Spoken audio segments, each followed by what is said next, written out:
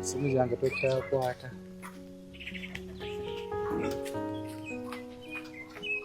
Bitama. Bitama. Atakituukangako yasobola okyogera n'ebitama. Nze okunti obula which is okay. Naye kijja kuvaamu abantu okugaana okuyamba abantu. Abantu bajja kwetamwa. Esimu gye wankubidde naminenze binene. Esibenza amasimu kuva olunaku lwa yesterday nataddeyo vidiyo. Esibenza amasimu mayitirivu. Olimba. Naye manya abantu bakukyawa. Naye walabye nti bakwagala. Omwana esibifa azanya firimu. Nze esibifa ze kwa respect ozanya firimu. Firimu n'obalanga gwe sita gwe kibanda gwe buli kimu. Big up on yourself. Kale gwe firimu ogiraba waawo. Sikitegeera. Wesitategeera waawano. Mbuuza nze yalabe interview nkubuulire. Wesitategeera nati nziwano wengamba. Nti Mama Fina agambye agenda kuzaala okuko oba kuzaala okuse. N'okwata interview studio wagiraba SPF gye yakola. Yavaayo n'agamba esimu gye nfunye. Ndoza kati nga SPF n'ategeera nti kakati mami ekimunyeeza bigambo. Koye. N'afuna ettooke yaligulaawo Kaleerwe. N'atumya enkoko ze zaadde 2 namba nnene bwe ziti za koloyira. N'aziteeka mu mmotoka. N'ayolekera era mu interview ng'atunya munsabire. Yagenda ku interview nga live akyakola live.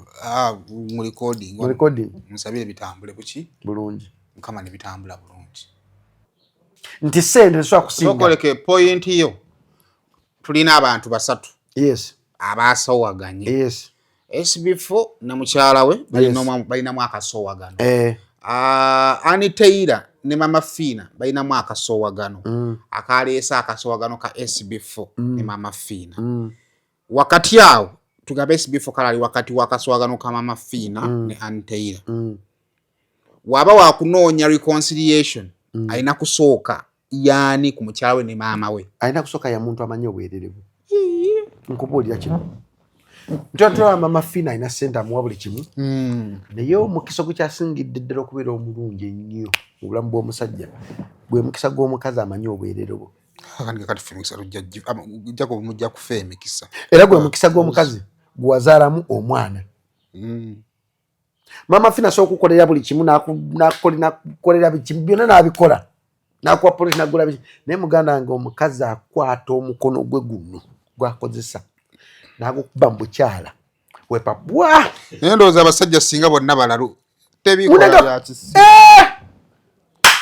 tuwakananga ekintu ekyo kikola 100% wakanga bakazi tebamanyi kozesa maanyi gaabwe Katonda ge yabawa gali nakyo oba basi agenda osanga wakubamu oluyi nga mulimu bangi ekisiraani kibula bwe kitomera because kati nkubulya ebyaddala tuve mbyolwali nga tonne bakera mu kyogala kikagende tereze mama wange bakera mu kyokunzaala soko omulala agenda okukubira oliyo mu mbugo tuuzo omukazi wansi omugambi omanyi mbadde twagalana nani twale mulavuze naawe tuvudde wala nebino betugenda maaso abantu bagenda tusunga amazima gemanyi nga mpanise Bible SB4 afiira ku mukyala we mukyala ki era asobola okukola kyonna okutaasa mukyala we mukyala we gesimama bakyala ba SB4 bameka so nga mpanise Bible eno zikinga kasante SB4 ajja kukola buli kimu okulaba nga mukyala wa musigaza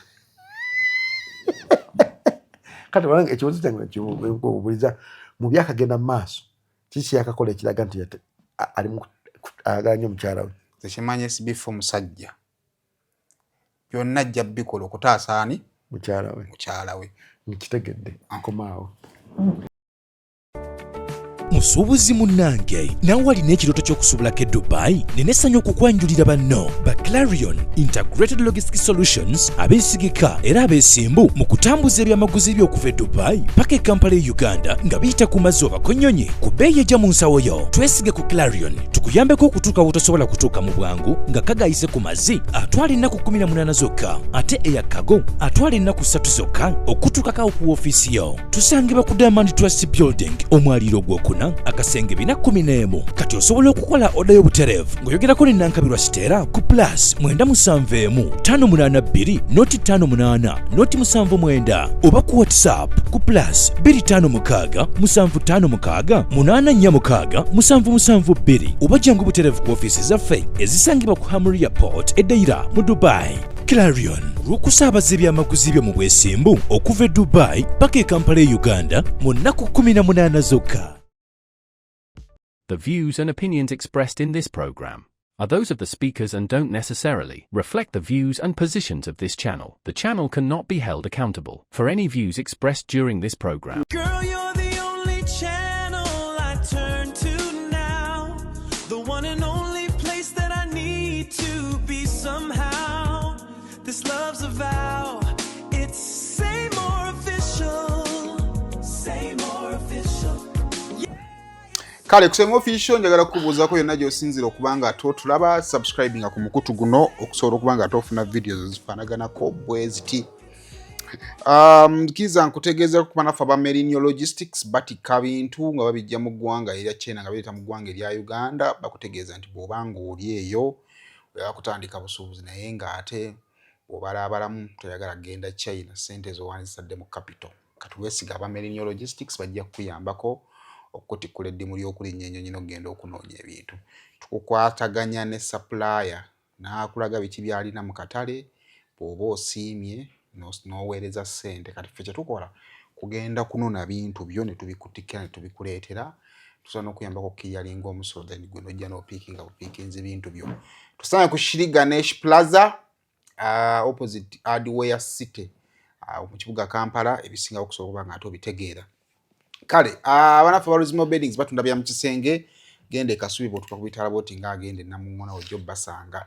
Bakyagenda mu maaso okutunda packages zaabwe ez'enjawulo ez'eby'omu kisenge ova mutwala Namugumu n'okwambuka waggulu osobola ofuna omufaliso bulangiti pillowcase ez'amasuka n'ebintu birala bingi nnyo ate n'otereeza endabika y'ekisenge kyo obulamu ne butambulira ddala bulungi. Nkwandiriza olunaku olwaleero ate tulina Chairman Jacob outgoing era kyova olaba nti kati kukiteere tuti ku office tukyabeerayo nnyo abaagala obbateerako omukono balinde chairman addako. Nedda ssebo amateeka oba olina okuteekako omukono paka ova mu office. Naye ate abantu abasinga bonna be baakuba akalulu baanyiiga. Baanyiigira ki? Baanyiiga naddala nga baakankuba straight nga teyakalabako mu box. Baafuluma dda ofiisi. Oba onyigira bwereere because politics ali dati. Byonna mu politics oba olina obisuubira okuwangula n'okuluzingibwa. Ate ebintu bimu binasooka okuyiga mu politics bwe bakubba akalulu mu politics ogera mu kkooti biveeko. Ekizze gwe tugenda?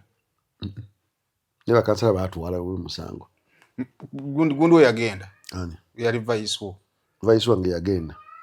Ate kya vice wange kyali funny. Kubanga omwana wa NRM basala bonna ezana. Kati omwana wa NRM yali wa kubiri. N'abaganzi baneze ndi musiraamu.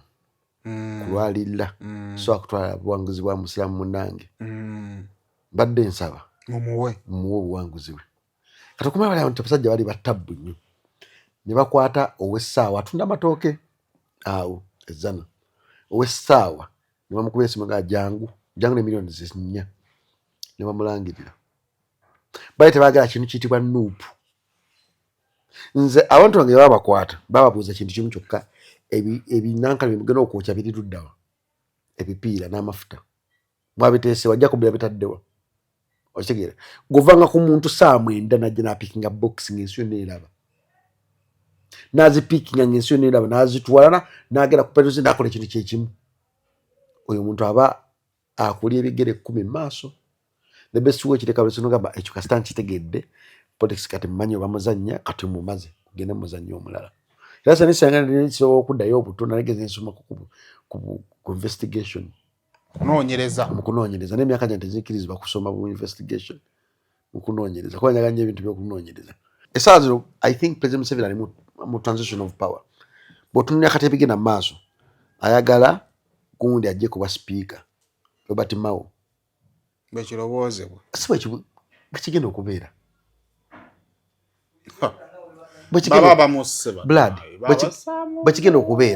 bwekigenda okubeera nti Anita Amongi agenda keera ku makya aveewo gundi ajje nga speaker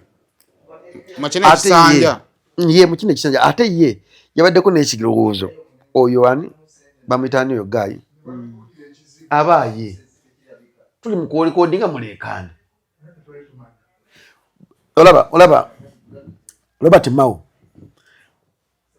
alina ekintu kyabadde ayagala okukola ng'abagamba bannaye Nuupu nakyo kibiina n'ekintu kye mwakikola agato kyali kibi nnyo whereby tebasobola kikkiriza tukitegeera blood so tujagera mu kooti inshallah kale ebyo bwe bityo ebiri ekindeese wano olwaleero ensonga ziringanga 2 oba 3 ekisooka nakulaba nga omupiira ogukuba oguzza OSB4 bannaye ani oyo awoggana bw'atyo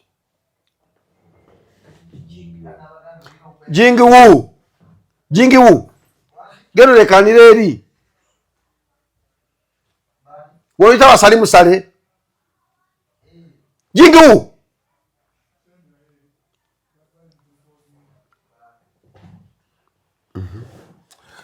nakulaba ogukuba ng'oguzza OSB4 but by then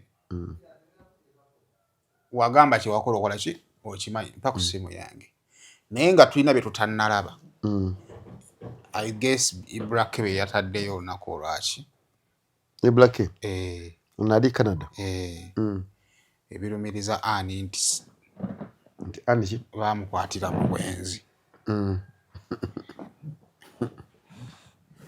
ekyaleese egurupu erowooza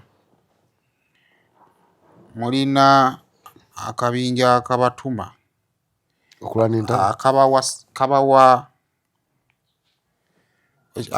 akabaweereza information ntegedde bulungi mukube ani kubanga mwabataali mu maka gaabo ababiri muba mwakola ki muba mwabijjawa kati mbadde njagala kusooka kuwa bubaka bwa Ibrake Ibrake yagambye Naalongo Anteira Omuganda agamba wova toyombye mwami Damasco Sessanga munnange omukyala gwe watwala kansuubire naawe tagenda kutikka mu kabindo ka takisi kubanga Omuganda agamba omuze gufiira ku mugumba anti Naalongo abadde akwagala ng'asinziira mu nnyumba ya Ssaalongo Ssebunya kati gwe olina bukakafu ki nti ewuwo tagenda kukyangirayo matatu oba ccanisi okubajjukiza Naalongo yakola okukyala mu bitundu by'e Kansanga nga 14 Ogwokusatu 2020 era nga wano Ssaalongo yali avuganya n'abasajja ab'enjawulo okuli Opafambo, Dennis Bitone, Babijje, producer w'ennyimba Isma Pro ne Deriki Pro wabula Ssaalongo Ssebunya yabasinga ensumika. Amawulire amalungi gali nti Naalongo wafuna dda omulenzi w'okuva ku kkanisa ya Pastor Bugembe kati teweerumya mutwe mu luzungu bagamba nti just move on kubanga interview z'okola ku YouTube ne TV zigenda ate kusiikuula fitina. Ate nkimanyi nti ne mwami Damasco naye si musanyufu kubanga naye ayinza okutandika okwesiba ku balongo nti munnange ebiseera bye bimu bwe watandikirawo manyabo lwaki ekigambo kyewandiise ku mpewo kinene okwepimpina naye ibula kitekyewonsa kuyibulake ekyasobola kikola musiraamu nga aba yasusse wali wano badda kati lwaki oyagala okukakasa abantu kubanga Ssaalongo bwe yakukwatira mu bwenzi mu mwaka gwa 2025 mu Julaayi yalwana nnyo baleme kugenda mu mawulire kubanga mwembi kyali kibaswaza kati otandise okwanika obuziina bwa famire nkomyawo n'ekitundu ekyokubiri. Tegedde bulungi? Tegedde. Kulaba we nasembayo wano laba mboozi yamwe gye mwakola ne Masembe wagamba SB4 wagamba Anne SB4 mugende mpola bye wakola naawe bikola ki? Ani abasasula okuttattana erinnya ly'omukyala Anne Taylor? esookera ddala mu bannamawulire bonna mbawa ekitiibwa SB4 ne mukazi we nakugerako ne mukazi we emirundi oba 3 Ani nakugera ne SB4 emirundi egisukka mu 10 oyaba mukwano gumu okuleka nga mwina gye muwotera sawuna gye mwesanga si namawulire nti oligwa nti kati nga gwolaba nti Saimo onewako wange omanyiwo SB4 amanyiwo naye ebimukwatako manyiko bitono nakali akusendeza Mama Fina emirundi 2 3 kyali kisiibo nali nsiibye nga nkola kusanyuka TV nga yatusiibulula n'emitwalo agaaga 2 buli muntu yaziwanga Nurudini mu kisiibo Mama Fina ekyeza boogeera mami nti agabira mu kamera balimba fe twazimusabira kugundya tusiibulule n'agamba njabasiibula paka ekisiibo ekinaggwa ekyo kyali off camera sifuna nkusendeza Mama Fina nti no zizino kwata milioni 5 oba 10 kazibe 3 kazibe 2 sifuna kakabe kakadde kamu esendeza Mama Fina zani mfunye kenyi jali mitwalo aga 5 mmanyi saaga kulimba Mama Fina nganze nayinako obuzibu mu relationship yange nga ali in middle wa relationship yange abalogera biterere sikuloga by then yali middle mu relationship yange ng'omukazi gwe nali njagala oba gwe nali njagala oba gwe njagala yali amumanyiiko akatinitini so n'atukwasaganya tugeze okutereeza ensobi zaffe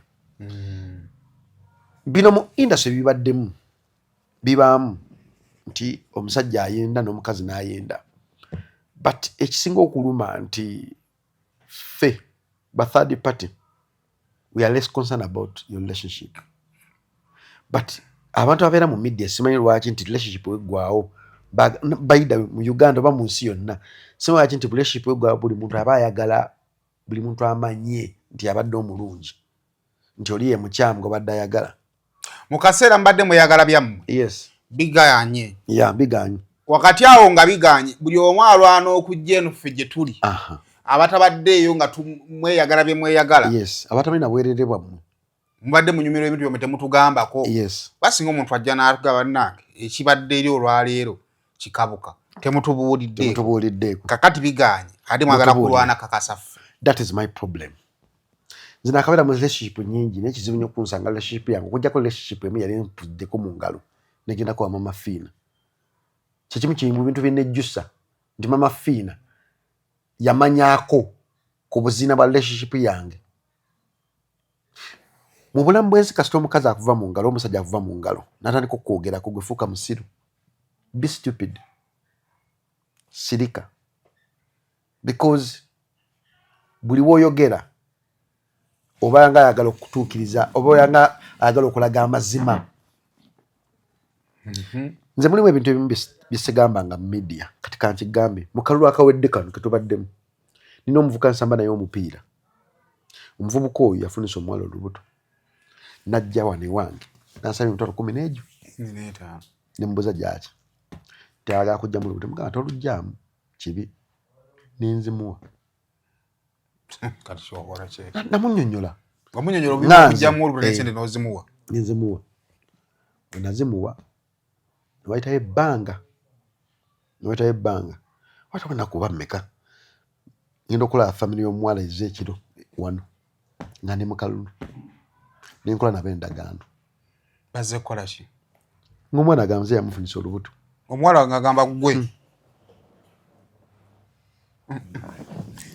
Sikategedde. Osamba n'omuvubuka omupiira. Yes. Asoma Ddyogerera. Naye omuwala ali omumanyi. Nali mbalaba bajja ku kisajja. Obupiira bwe tusamba buno ekiro. So nganze omuntu manyi nti kasita ekintu kyogerwa bantu batini nnyo basobola okukkiririzaamu nti si kituufu. Katono nnyo oba oli muno weebase owulira kokoko. Yes. Famire ogiraba n'omuwala omulaba nga wali omulabyeko. Yes. Ensonga bajanjudde batya? Oyo yanfunisiza olubuto. Ebigambo byali bingi nnyo. Ninda bikwata nga museka kati nze asoose okugamba. Ninkola n'endagaano nabo. Ng'egamba ki? Ng'egamba neewaddeyo okulabirira. Okusomesa omwana. Paka wamala. Nkubulira ebyaddala. Ng'olubuto si lulwo. Yes. Kisoboka. Kati kankubulira nze kimu kimu ku bintu bino bye nayiga mu bulamu bw'ensi. Mu bulamu bw'ensi togenda nga mu lutalo n'omukazi. Mu bulamu bw'ensi togenda nga mu lutalo n'omukazi. Kebe nga gwa mulamu oba gwe mutuufu oba si ye mutuufu togenda nga mu lutalo. Omukazi kasita ayogera ekigambo ekyo kibate kigambo. Omuwala tomukwananga kojjako. Nkubuulira si yasoose si wokubiri waliwo n'omukazi yes.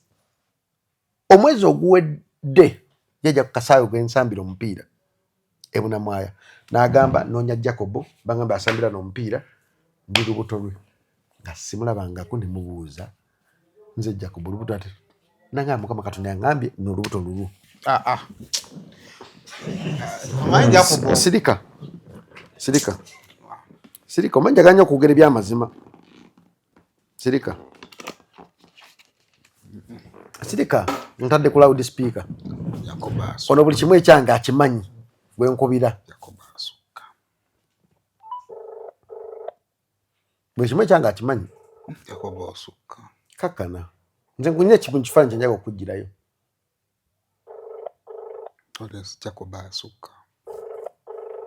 Pozi katakutte kukwasa essimu. Okuba ku ssimu ye ey'okubiri.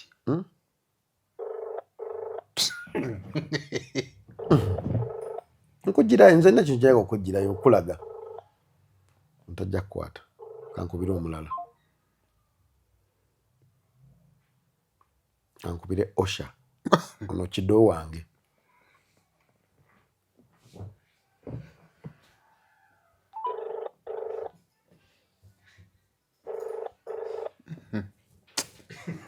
Tukano nebikulema.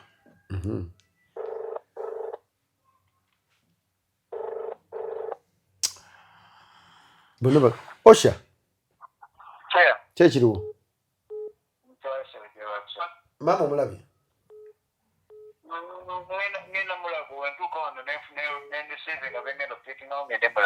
Oli omukazi yagamba namufunisa olubuto nti Yesu amutumye. Wali mwezi ki?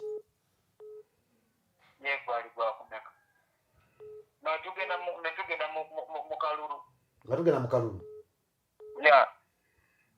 Statement ozijukeza yogera. Hello? Kakati kambuuzeemu. Nali mulabye koko. Tomulabanga nako. Yagamba. Nti Yesu yamugana yamulabikidde.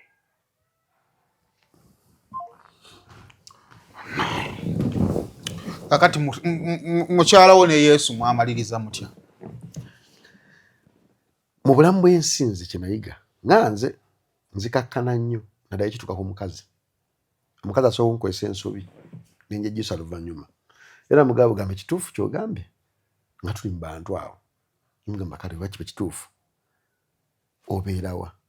Nagamba mbeera eyo buwama simwa buwama yewa naye ngenda kuvaayo nzijawo okufumba ne mbuuza ojja ddi ewange omanyiwo simanyiwo bandagiridde eri waggulu ne banzikiriza wansi ne banzikiriza ku petrol eri wansi eri ku mo petrol kati banaga owapu mo petrol waba omuvubuka langa nti kati osambira na kapira ensonga kinzize wano sina na sente za bodaboda ng'akabuto kaliwe kati nenkwata emitwalo egyo 5 nengimuwa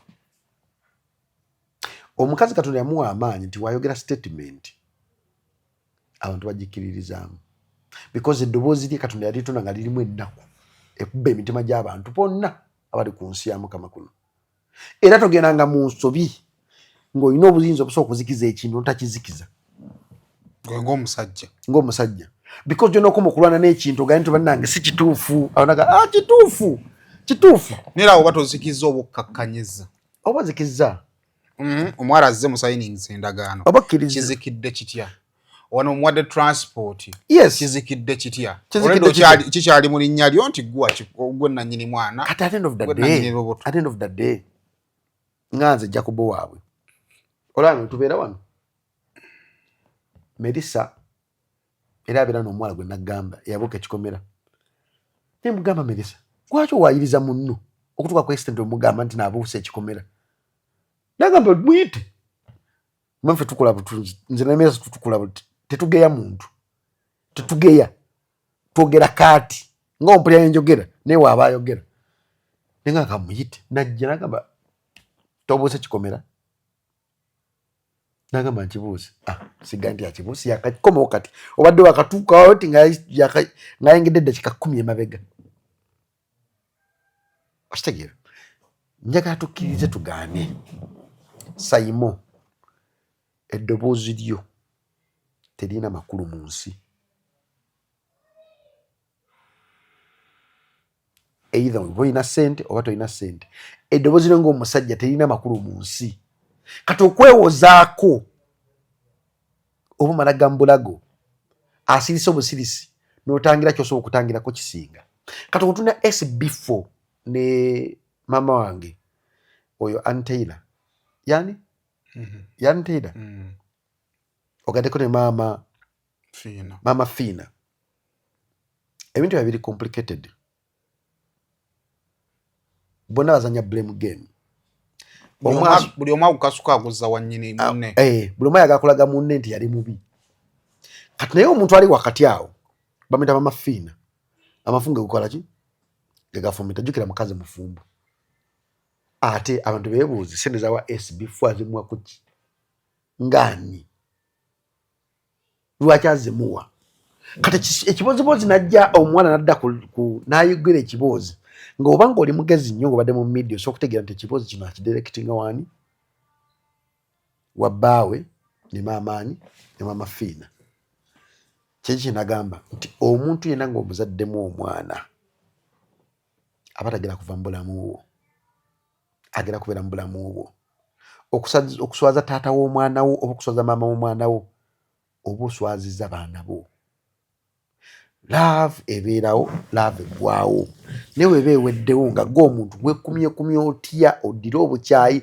n'obusungu obubikkeko ga nti omanyi kantambule ono muvinga ono obulamu bwange ntambule ngende kati okutegeeza abantu nti SB4 eraga mama Fina oba bituufu oba si bituufu bya kisiru because biba birengezamu ababiri era still n'abaana biba birengeza mu ababiri nti relationship yammwe yabalemererwa neyingiramu omuntu owokusatu. It's not wiseable or good enough to involve a third party into your relationship. Yes, you can be in love, people disagree, people do things which are complicated, but at the end of the day, as human being, love wewe do ino kukira nti weddewo. Anti era bwegwawo tulina okwogera ku nsonga kyovala nti party ya SB4 tutansobulirayo amalowoozi agagamba omukazi yayenda. Party ya Antaylor awali amalowoozi agatandise okuvaayo ga implicating mama Fina. Buli ludda lwagala okulaga ensobi weeva. Mu bufunze omusajja wakeera ku makya n'ayenda. Tekikuwa right ng'omukazi kwenda. Bw'ozulanga ensobi n'ogwa mu message ng'omukazi omufumbo bali mu relationship n'ogwamu mu message ya bao nolanga ava mu kikola tekikuwa right nga gwe mukazi kugenda ate kukola kintu bao kyakoze. Nakugamba mu butonde bw'ensi nti Katonda yawa obuvunaanyizibwa obusinga obungi omukazi. Teriyo kitabo kitukuvu kyali kigambyeko nti n'omukazi asobola okudeetinga abasajja babiri. Abakazi b'edda balwananga n'ebintu bibiri. Balwananga obutabeera namwandu ne balwananga obutabeera bamalaaya. Because bamalaaya ne bannamwandu mu bitabo byonna babakubanga mayinja. Era namwandu bamwewalanga nnyo musemberera. Naye kati abakazi b'ennaku zino bamalaaya baagala nnyo okubeera bannamwandu. Okitegeera? Yes, tetuganye. Ensobi ziyinza okukera ku makya okubaawo. Because ne President Museveni alina ensobi ze mu bufumbo bwe. Yes, buli muntu alina ensobi ze mu bufumbo bwe. Naye okoze otya okutangira ezo ensobi ezo obutajja mu bantu mu public? Because public nga yo either you like it or you don't like it. Tuli okuseka. Tuli okusunga. Kati onoosunga abaana bali oli bagamba ki? Nti taata teyafuuka musiru, nti mama teyafuuka musiru. Machuti tejiraawo ng'ofunye bizibu. Otegera nti omuntu gwewateeka mu maka go yali muntu. Naye okera ku makino gaa nti yes bannange nze gwolaba mbadde ku kyokya nti omukazi omukadde yaddanga ku mukazi ku bba wange n'amwagalanga naye baka naye kiba kitegeera kitegeeza oba yabikolanga gwe wali ludda wa ng'andika mulinze. Omala kulinda musajja kubanga ngandi nti takyakomawo gy'oleba ku channel ko byogera. Waki wabyogera ku luli? Kati tuganye Anitaira yali mwenzi. Yali yebaka no. Nga gwe omusajja walwana ki okumugyamu obwenzi bo nga mukazi wo?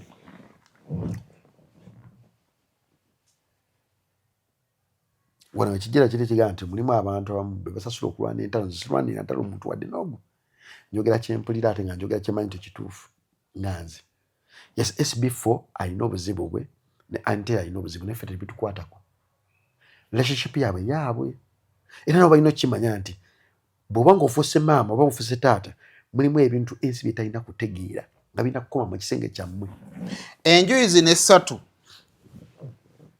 zikoze ekimala okumakinga sure nti okay, if it is separation let us separate in peace, if it is kuddawo.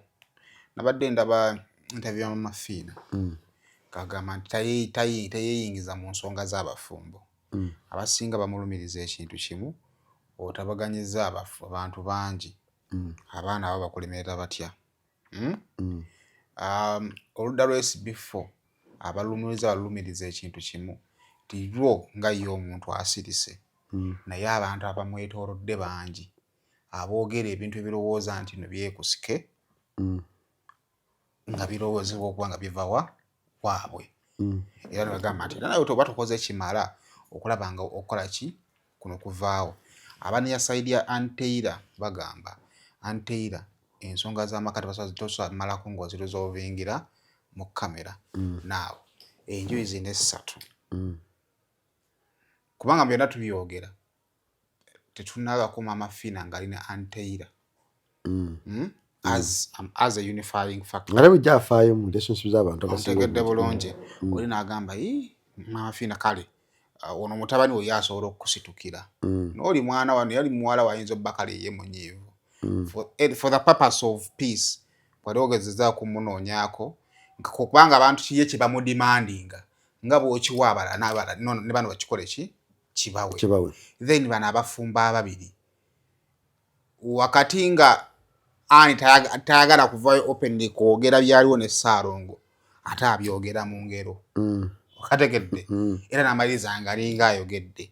SB4 wakati nga agamba nti soya kwogera ku mukyala wange kyokka ate abamwetoolodde bolowooza nti bayinza oba balwanirako ye ate bo bakola ki boogera.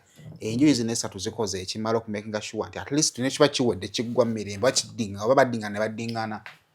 Ensonga kansoke ku nji ya Mama Fiina.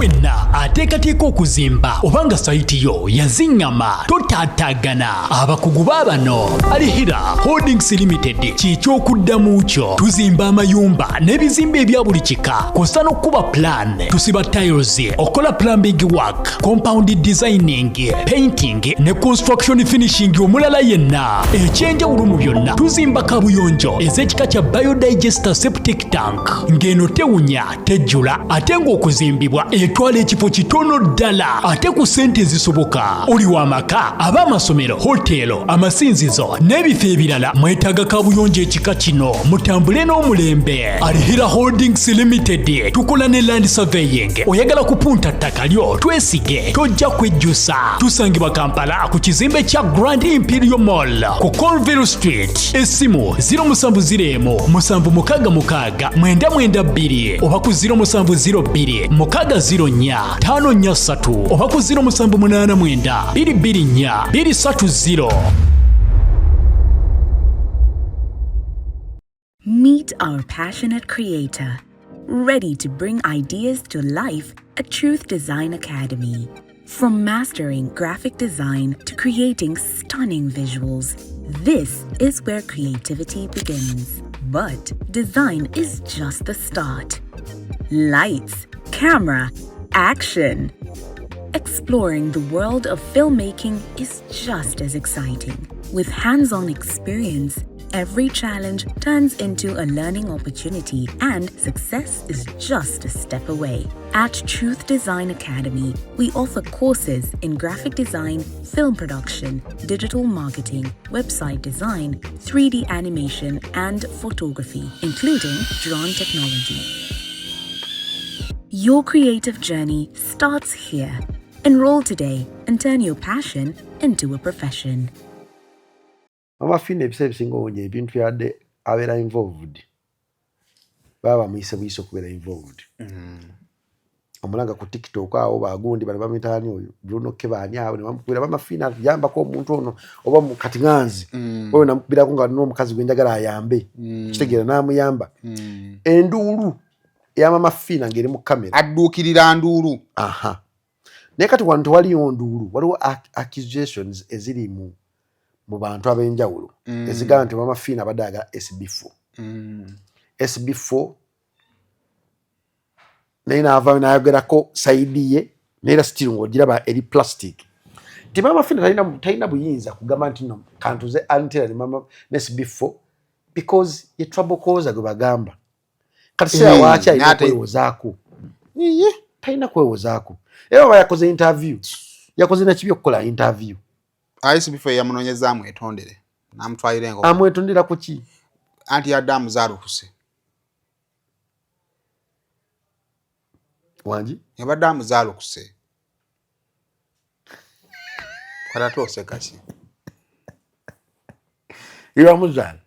Yamuzaala. Tobuuza bibuuzo bya kisiru. Si yamuzaala naye yamuzaala e Kampala. Kati mami byamususseeko n'amugamba nkutadde. SB4 n'amunoonya n'amwetondera era n'amutwalira enkoko n'ettooke. Amafina yagenze naye omukyala ali mu depression. Mukosa psychology ng'ogisoma waliwo ebintu by'olina okwekkaanya nga bina message ebisindika. Message agera mu details. Bw'oba yamwetondedde well and good. Bamafina adda amugera muzaalukuka. Ekyo kyate kyabadde kibi. Okuzaalukuka omwana gwazaala. Reason being nti okuzaalukuka kigambo kinene nnyo mu Buganda. Kyotegeeza nti ogaddewo buli kimu kyonna ku muntu oyo toyagala kumanya. Yabadde amutadde. Yabadde amutadde naye Mukama mulungi. Yamuddiddemu. Omwana SB4 azanya firimu. Nze SB4 ze kwa respect ozanya firimu. Firimu noba nga gwe star gwe kibanda gwe buli kimu. Big up on yourself. Kale gwe firimu ogiraba waawo. Sikitegeera. Westategera wawan. Mbuuza nze yalabe interview nkubuulire. Westategera nati nziwano wengamba. Nti Mama Fina agambye agenda kuzaalukuka oba kuzaalukuse. N'okwata interview studio wagiraba SB4 gye yakola.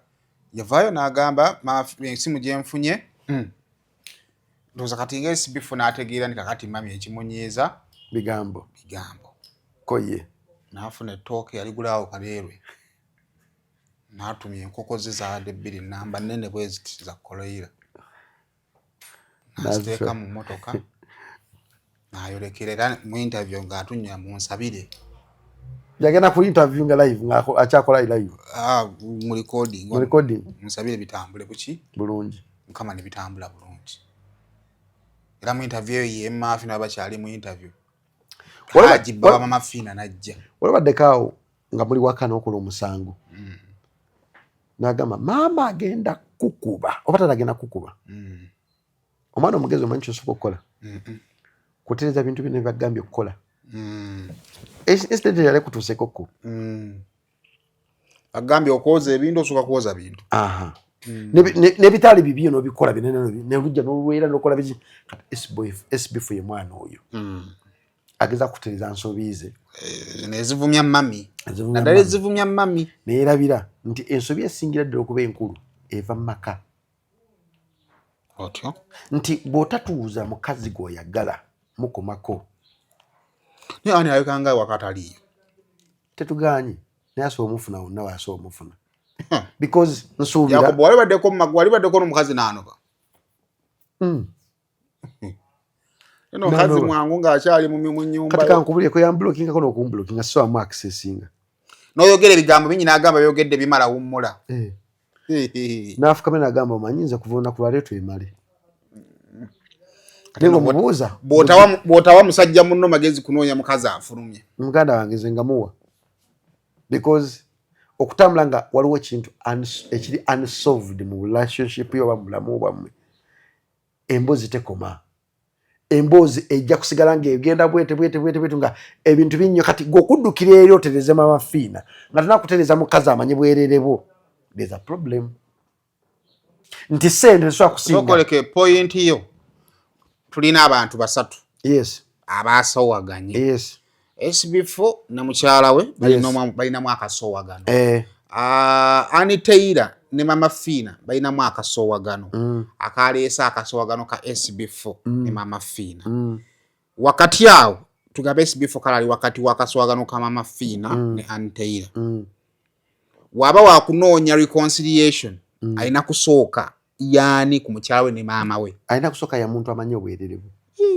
nkubulira kino Ntoto mama Fina ina senda muwa buli kimu naye omukisa gukyasingidde ddala okubeera omulungi ennyo mu bulamu bw'omusajja gwe mukisa gw'omukazi amanyi obwereere bwo mujja kufa emikisa era gwe mukisa gw'omukazi gwazaalamu omwana mama Fina so okukolera buli kimu nakukolera bikimu byonna n'abikola nakuwa polisi nagula biki naye muganda wange omukazi akwata omukono gwe guno gwakozesa nagukuba mbukyala wepa bwa ndowooza abasajja singa bonna balalu tebikola byakisi towakananga ekintu ekyo kikola 100% wakanga bakazi tebamanyi kozesa maanyi gaabwe katonda ge yabawa gali nakyo oba basi agenda osanga wakubamu oluyi nga mulimu bangi ekisiraani kibula bwe kitomera because kati nkubulya ebyaddala tuve mu byolwali nga tonna bakera macho gabaje kagende tereze mama wange bakera macho okunzaala soko omuntu agenda okukubira oluyi mu mbugo tuuza omukazi wansi omugambi omanyi mbadde twagalana nani twale mulavuze naawe tuvudde wala nebino betugenda maaso abantu bagenda tusunga nkimanyi nakoze ensobi nawe n'okola ensobi mbadde nsaba nga mama abaana bange nkuwa ekitiibwa naalongo wange nkusaba naalongo kino ekintu kikome tetuddamu kudda mu mawulire kubanga tekigasa okubeera mu mawulire era tekigasa fenso tusunga era tekigasa okeera kumakya okuteeka abantu ba third party mu relationship yaffe because it does not make sense. So nga lwo nagenda mu reconcilinga ne maama wo sooka onoonya omukyala yes annaye kuba kati nze okunyanga oga nti waliwo hidden factor eri mu maama wo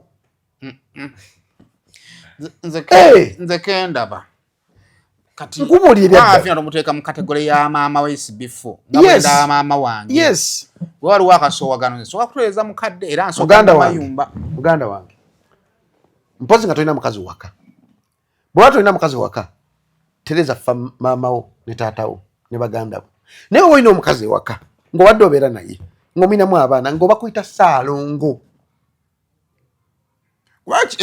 Saalongo oli musajja muganda si muganda.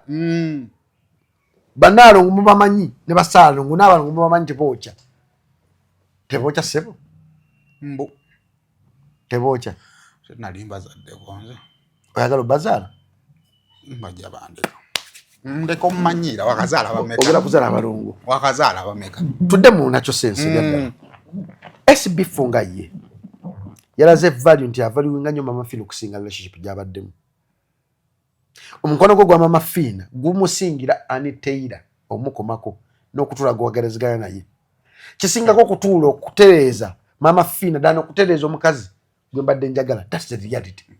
Tiyatulaze inspiration speaker by'eggwanga lino bannange kyemwagala kirema gega amazima bwe yatadde ku minzaani bw'ati yagenza okupimapimamu nti Anitaira talina nnyo kimwetaaza mwetondera, talina nnyo kimwetaaza kutuula kwogera naye.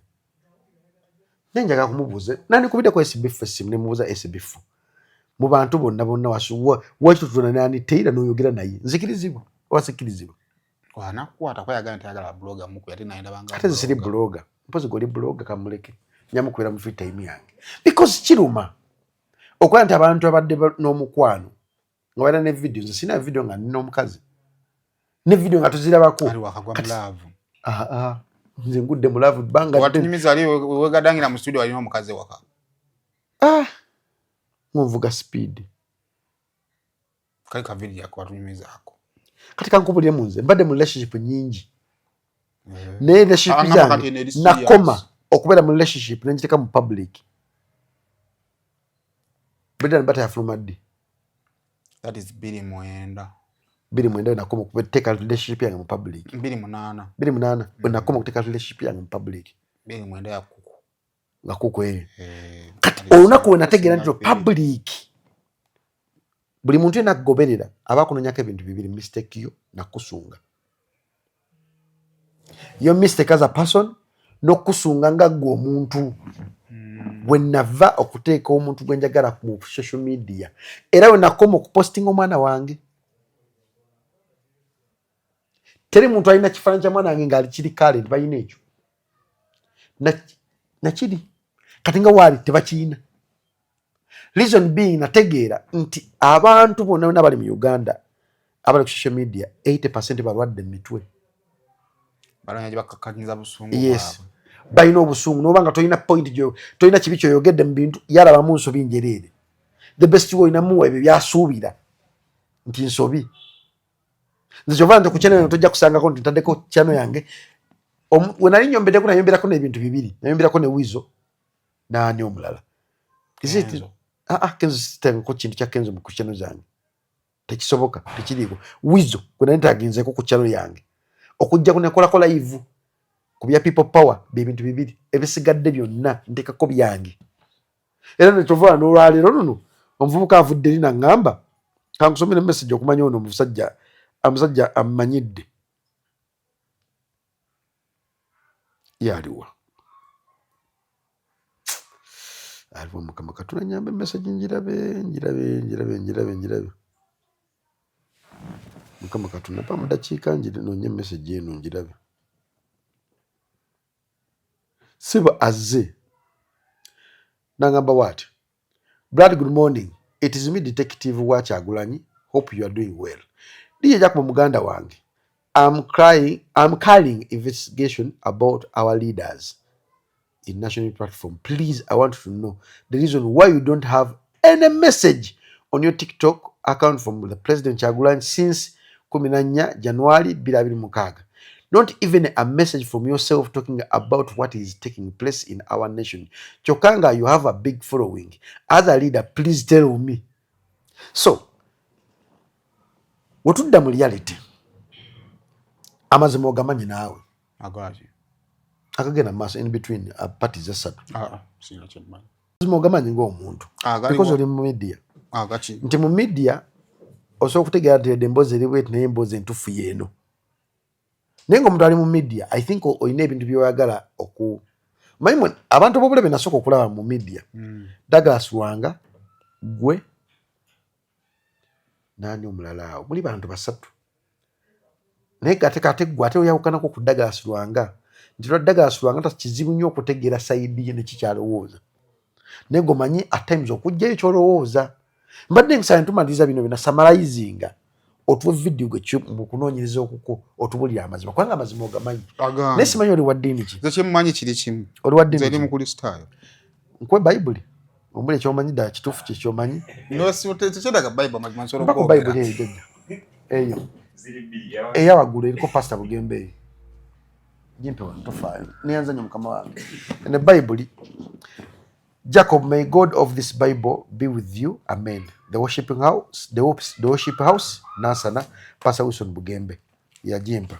Era nsiba ngisoma amazima oli mu Kristo tukozesa Bible. Tomanyi mazima? Amazima gemanyi nga mpanise Bible. SB4 afiira ku mukyala we. Mukyala ki? Era asobola okukola kyonna okutaasa mukyala we. Mukyala ki? Mukyala we. Gesimama bakyala ba SB4 bameka. So nga mpanise Bible eno. Zikinga kasante SB4. Ajja kukola buli kimu. Okulaba nga mukyala wa musigaza. Kati wange ekibuzo kyange ky'obuliza mu byakagenda maaso. Kiki yakakola ekiraga nti ali mu aganya mukyala we. Zekimanya SB4 musajja. Byonna ajja bikola okutaasa ani? Mukyala we. Mukyala we. Nkitegedde nkomaawo. Kati okujja nga tuwasoma era nga tomanyi kikigenda mu maaso omusajja agambe nti SB4 ajja kukola buli kimu kyonna okutaasa mukyala we akitegedde kubira mukama mu ngalo ensonga yange ndoza mugiwulidde mukyala we SB4 ensi emukola ki emumanyi totaka kwongereza ku kalala nze kyange kyembadde njagala nkitegedde era amazima tugategedde ffe abasomera ewala era basobola okubikula ekitabo kino nzuga nti ekitabo kino kirimu ennyindirwa ezituwe tukitegedde nze kyensaba SB4 kiri kimu kyokka alwanirire mukyala we nkusaba taata wange SB4 na gy'oli nti bantu bangi nnyo bakuwa ekitiibwa okumanya bakuwa ekitiibwa oleeta ensonga zo ku social media ne basonda n'otaasa abantu kiba kitegeeza bakuwa ekitiibwa bakulamu obwesigwa obwesigwa obwo tobukkiriza kuvaawo wekiba kyetaaga kutula ne Aniteira mutereze ensobi zammwe ng'abantu mutuule muzitereze because mu relationship teriiyo muntu atalina nsobi ze omukazi wona omuleka mu bbanga ajja kutabuka ayogere n'ebintu ebitajja ate si bijja okukkiririzaamu olusi nga si bituufu olusi nga bituufu nkusaba nga musajja munno nkwegayiridde genda otuze Aniteira wansi omugambe Aniteira tukiwemu obudde oba si kyekyo kiganyi oba si kyekyo mugolere ensobi zammwe dani ffe zitegeera ffe abali eno tujja kukisayizinga tujja kwogera naye tetulina amakulu mu relationship yammwe y'abantu aba gwe ne mukazi wo n'abaana bo ne maama wo temukwatako ne basenga wo temukwatako ne bafaanizi bo ffena ffena tetukwatako wewo temusobola gigolola mujja kuba mukoze ensobi maama wange Aniteira kansumenti noli bulungi omusajja wakuzaalangamu omwana laavu neggwawo oba laavu neefunamu obuzibu toyogeranga ebintu bingi tomanya gye bujja mu maaso eyo ekintu kye mwakuliyeti nga kisobazza awamu mbadde nkusaba tewalaba emboozi y'emeka bayawukana emyaka 11 emabega balina embaga so nkusaba maama bamaama bw'otuuka ng'ekiseera Katonda nakwambaza ekitiibwa kya maama olekerengaawo okweyisa ng'omuwala omuwala yatafaayo biki byagenda kwogera ensi n'ebyajinga bitya omwana n'omukazi balina ekintu kimu ekibafanaganya tebalina kyakufiirwa bati maama alina ekyokufiirwa nkusaba nti abaana b'olina mu musajja gwe bayita SB4 bakula ate social media eno essimu eno tegenda kuva ku nsi kuno buli kimu kyetukola kyetwogera kigenda ku record kijja kusigalako omwana walituulaawo ng'anoonya ku byafaayo bya maama we ne taata we aliraba ku vidiyo ezo mbadde nkusaba nga wewetekka olubuto emyezi 9 n'ogumiikiriza nekino kinakyo so kiyitamu nkwegayiridde tuula ne bbaawo mutaase amaka gammwe bwe kiba kigaanyi tofoosinga because love webe weddewo si kirungi nnyo kuforcinga muntu nga takyakwagala even if omuyinamu omwana kireke kigende waalibanga Katonda yatondebwa okuba owuwo n'ogiba giyiseemu emyaka 2 ajja kukomawo gy'oli wala nga teyatondebwa kubeera wuwo n'ogiba giyiseemu emyaka tajja kukomawo kubeera wuwo nkusaba never settle for less togumiranga awantu ng'olaba tewakyaliwo laavu even if biki togumiranga abantu ng'omutakyakwagala bwe bubaka wange nkweza maama wange kanswini tutubukoze tetuli basti gy'oli tetukulinako obuzibu tukwagaliza kuwanga tukwagaliza kubeera mu bulamu bulungi but ensi ejja kukusunga nnyo si kirungi nnyo omukazi okutambula nga bakusunga obulako n'omusajja asobola okuteeka ye baani abo abatambula nga beetegereza bantu munnaye kankubulemu nti omuntu omusajja asobola okutya okukwana omukazi waliwo omuwala gwe bayita Apple omumanyi nali ndi awo nga tutudde wetusi nali simulabangako bambi najja omuvubuka twali tulaba mupiira by the way ne boogera ebigambo ku muwala nawuli ennaku ng'ennuma nga boogera ku Apple because bambi ayinza okuba nga yajja mu media n'afuna obuganzi ku TikTok n'akola ensobi nga tazicalculatinga wava mu relationship ena agipostinga n'agendawo n'apostinga kati abantu ne boogera ebigambo nawulira nga balinga boogera ku muganda wange oba ne boogera ku muntu nga mumanyi nnyo ne bagamba mulaba fe abasajja kyangu nnyo okukola ensobi netuzivaamu naye omukazi kizibu nnyo okukola ensobi n'azivaamu omuwala gwe mulaba oyo ekimukozeseza ebyo nayinza okusanga mukazi wattu nga teyabikola nti abitegedde oba abyagala naye ng'embeera yamuforcing okukola ebyo bintu byonna bye tubadde tulaba so omuntu asobola okugaana n'okukuwaasiraga oyo bw'omuteeka ewaka ne mutabuka ojja biraba ku mawulire nga biri ku mawulire ekyo kakyokka ekyo okubeera omukazi ow'oluwerere awo abantu bagamba kati awo abakazi gye mukomye basindika mukasirise n'omunegereza asirika kano si kusirika okwogera tuganyeyogera neyogera n'omuntu omutufu gwe kikwatako si kubuulira nsi waliwo essaawa zino omuwala yali refugee mu Uganda muno sitole badde ogiraba taata we yamukwatanga yakutte omuliro agobererwa bishop okitegeera bishop abadde yafuuka bishop mu sikaati y'omwana bishop okitegeera naye omwana oyo abyogedde mu time gyateri supposed byogereramu lwaki because at the end of the day nti ensi gye bali mu Sweden maybe she's healing maybe kubanga but maybe omanyi waki Katonda yatonda omukazi nga wamizi omukazi kasita yeekona akagere oba omukazi kasita bakwita kuweta mukono kussa mukono emabega omubiri gwe amatu ge amaaso ge gatandika okurisivinga ebintu byabadde tamanyi kwandolinga buli mukazi naasunya ebbeere kabenga saazi waliwo omwana muwala nga alina emyaka 13 ebigambo byebamugamba abasajja bingi ne si buli kintu kyonna tebakyogera si buli kintu kyonna kyonna tebakyogera mulimu okubeera nti omukazi olina okumira n'emmizi kyova nti omukazi omuteekamu enkwanso neyetika olubuto myezi 9 n'alufulumya so bw'ogamba nti buli kimu kyogerwe bino byogera wetubigamba nti bannange omuntu okwogera olina okugamba omuntu gwe akoze ekikyamu si kwogera mu kati Jacob kati nga tuli ku example y'omwana ate olese example ennungi gwe nyini gwasinga okwogera wano omuntu asoose okwebaka ku muwala aba n'enkizo y'amaanyi mu bulamu bwe era ebimu kubireetera abakyala abo okukkakkana nti yali ayagala she had that natural love to that person ne waba alina ebibi bye yamukola at least love eyo eyaddala emukkakkanya otegeera nemuwumbawumba and then life moves on now she's married and we would want to kulowooza nti musanyufu naye ayinza okuba alina pain okitegeera ng'ali mu relationship n'omusajja amwagala naye ng'akyalina ebirowoozo by'omusajja oli eyamweberekangako omusajja ono buli wamunyiiza addamu nga tannanyiigira ono amunyiiziza asooka kujjukira oli bishop eyamwegattangako kati osanga maybe these revelations kimuyambako okuhiiringa naye obuzibu buli nti damage ki ekigenda okukozinga Eliani eri parties baganda be maama we ne bishop. Yes, bishop ayinza okuba nga ye mukyamu naye maama we ali innocent bagamba sitaani talokoka because kati kankubule ku division yawo waliwo omuwala yajja nga taata wa mukwata ngasula mu lufuka ejje bali batata bakwatira ddala abaana taata n'amuvunisa n'olubuto omwana ageza ko dujjamu ne lugaana kataafe muganda we yagaaniramu bwe natuuza omukazi nemugamba okimanyi nti no taata w'omwana wo oba bbaawo yenanyini lubuto luno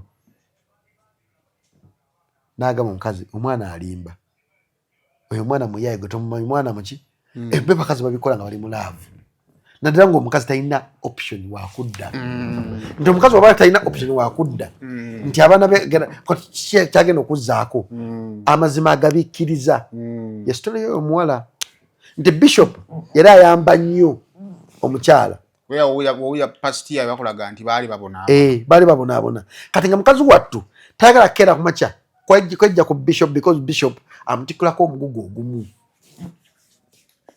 era bishop tekimuwa bbeetu kudda ku baana bato tekimuwa bbeetu agala tumalirize bwe tuti kati pate eyokuna pate eyokuna twali ne pate 3 kati pate eyokuna bebafa ab'amawulire tuli mu byaffe tugenda kuba antera mubuuza kubbaawo ali atya ayogeza ebirimi tugatta mwole gatandisa otambula kakati mubavaayo okwogera mulimu n'abo abatalinga ggwe ng'amafiina ababeereddewo amafiina yakuwa amabaati buli nkuba enkuba etonnya ku mabaati g'amafiina naye olina audacity okuvaayo lwakuba nti olina kyolabye ekimufaako n'oyogera amafiina yakuweerera diguli kakati the conflict is bano aboogera bye balabye singa babadde Jacobo ng'ennyumba eneriko amabaati g'amamafiina naye ng'emboozi weeri what could you do mukutandika kanzi naye ndidde kumensioniza mamafiina nekutandika naye kugamba nti mamafiina alina ekintu kyamanyi mu relationship yange kyeyanyambako okitegeera nti amazima gaba amazima oli waddembe okuprotectinga omuntu gw'oyagala naye era sitira amazima oba ogakolaki oba ogamanyi tetuganye mamafiina alina abantu bangi bakutte ku mukono naddala babbuloga baddembe naye bajjuke bino ebintu bibiri nti mu sitole eno mulimu abaana abali innocent mu nsobi z'abazadde baabwe nti gye tukuma okukeera mu ky'okwogerako SB4 ne Anteira tutaagingamu SB4 ne mamafiina beepimpina gwe muto omukulu n'okuteekamu wuliriza n'oteekamu kati buli muntu ena ajja ku channel alaba SB4 ne mamafiina beepimpina agenda okulaba ebiri mu vidiyo nga birala nnyo ku mutwe guli muki kati omwana wa SB4 alikeera makya n'akula omwana wa SB4 alikeera makya n'akula naga kiki kyaviirako mamange ne tatange okwawukana n'ateekamu SB4 ne mamafiina beepimpina ye gwayita jjajja that is bad nti omunnamawulire yenna olina okubeera profession mu kimu kyogenda okukeera makyokkola ntya protecting the innocent souls ezitamanyi dati w'abantu bakulu oprotecting n'ekitiibwa ky'abakyala ababiri abali mu story mama Fino olw'ekitiibwa kye ne Anitero olw'ekitiibwa kye then oprotecting musajja munno olwo omulimu tontumye munene kati gutya kati bwetudda kati mutwe ekigoyinza okutuuma program gye tuva okukola nga gwe kubanga gwe producer wa sheno gwe editor show li cameraman mutwe ekigogero kuteeka ku sheno Jacob atabukidde SB4 wandisoose kwetondera mukazi nga tonetondera mama Fiina ogwe mutwe mutuufu ti Jacob atabukidde SB4 wandisoose kukola ki kwetondera mukyala nga tonetondera mama Fina because mbyogeddemu ebiri nenkwa n'ensonga zange lwaki alina okusooka okwetondera mukazi we oba okwogera ne mukazi we nga tanabagenda kwetondera ate asobola okwongeramuko ku buduusi ngamba Jacob tabitegeera alabawo okwekwana wakati wa mama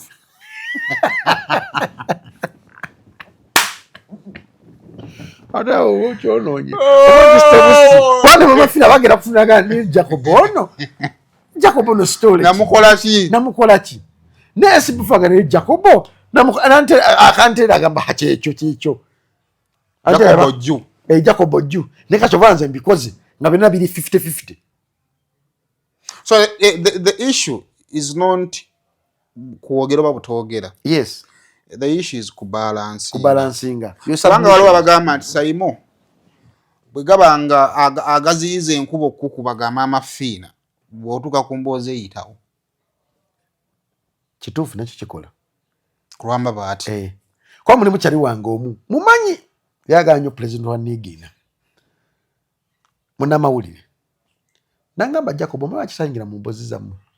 Ne mugamba lwaki. Nagenda okulanga guli kyali wange nona kyali wange.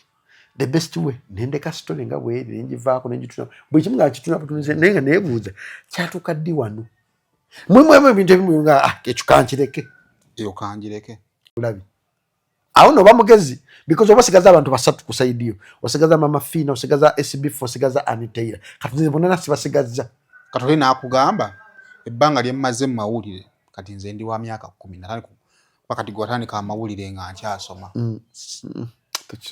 Yakobo wulirako kimu senior 3 wali mu senior 3 bili munana nga ndi ku bread and butter sweeter than kuku so adwera bilakubanga twali tusoma bitawo bya senior 4 nga batubako obuledio tuwulira Africa kona onkoziza omuntu anagenda kuba ndi n'emyaka kaja emyaka emekejo kakati oli ajja kugamba ebbanga lyomaze mu mawulire buli muntu mukwano gwo okyali kati osigaza omulimu wa Jacobo mukyala we yanobye mama Fina bamutadde mu mboozi ze SB4 zemboozi ezikola ki eziriwo ate gyonna mikwano gyo nanze era nvaayo nenjogera ku experience yange kyovana nkusobola ekirowoozo kyo nsoka kona ku bulamu bwange otegenda story we kanange njirimu kwani program erimu nze n'abantu abalala erimu SB4 Anitaira mama Fina nange ostegera nti balance maturity ya balance ngina kubeera bwetyo naye ogamba nti ngenda kuteekako side nze ndi tiimu Anitaira Ju that's bad. Ate wabawo embeera ekuwaliriza okusala ng'olaba waliwo obutali bwenkanya ng'oludda olugamba nti ffe mami tumumanyi mutabaganya wakikulu tatabaganyizza oli n'asala oli n'agamba Anitaira ali mu kukozesa okunoonya sympathy against SB4 n'asala tugusa ki kituufu ekituufu okugusa ki kiyingizaako okugusa kibuuzo tetuganye buli muntu Katonda yamutonda engeri gy'aliramu ensonga ze naye nze kyenzikiriza kikino nti oba gweoyagala kusala kufuna ettiimu kiyinza okubeera ttiimu ng'ogimanyi nti abantu abasatu tolina bakosa nnyo togenda mu mubiri enkya osobola okugerekera mu makyanga mama Fina ne SB4 Anitaira bazzeewo ogenda kusigalawa n'oswala ogenda kusigalawa nzala omuntu omu namugamba naye musajja gw'oyagala oyo mulwadde alina siriimu mwegendereze wamusanga wanga yeekebera nali nkimanyi we yakwata nabagenda muganda Jacob angambye oli mulwadde embwa eri ku ggwe enkeera nabasanga bali aba yamala kufuna bulwadde najja gamba Jacob ekituufu kyoli ogamba omusajja mulwadde yansiiza obulwadde kati kubaagalana saayo kikyo kitono obaagala tosaba bibyo tosaayo kikyo wakati wa mama Fina ne SB4 ne Anitaira omukwano gwawe gye gwava togumanyi ne badde bakola before out nga tewali kamera tobimanyi the best way gwe ensonga yo nga woogiraba giguse teweekubira kale